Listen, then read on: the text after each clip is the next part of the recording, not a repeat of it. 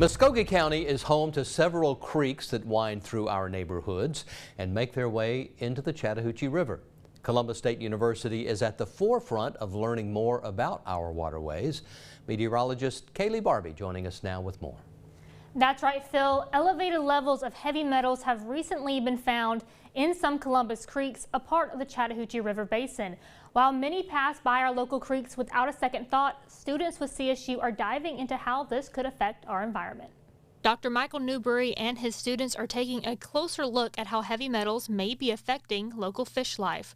According to the National Library of Medicine, heavy metals are naturally occurring, uncommon metals that can be toxic even in low amounts. Some well-known heavy metals include lead, mercury, chromium, and arsenic. When you take a look at fish as bioindicators, monitoring pollution in our local waterways, it gives scientists in the state insight as to what's happening with the fish populations and fish health.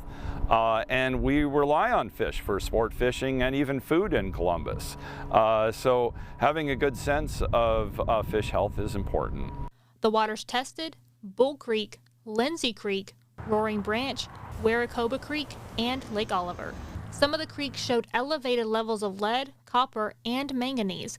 Roaring Branch Creek saw elevated levels of copper and manganese, and Weracoba Creek saw elevated levels of lead.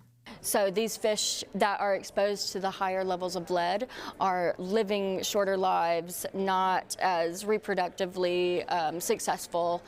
For copper, we know that it is for ion, it messes with the levels of growth. And so for Roaring Branch, we saw the higher the concentrations that were within the water, the higher the mortality we saw. Since the 1980s, lead and copper have been regulated in the U.S. waterways by the Environmental Protection Agency. Georgia water quality standards say that copper in creeks cannot reach above 7 micrograms per liter for acute cases or 5 micrograms per liter for chronic cases. Lead cannot get above 30 micrograms per liter for acute or 1.2 micrograms per liter for chronic cases.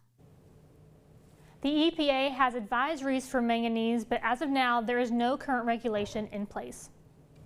All right, thanks so much, Kaylee. Next week, we will be taking a closer look at your drinking water. Columbus Water Works joining us to explain where it comes from, how it's treated, and what it takes to keep it safe for our community.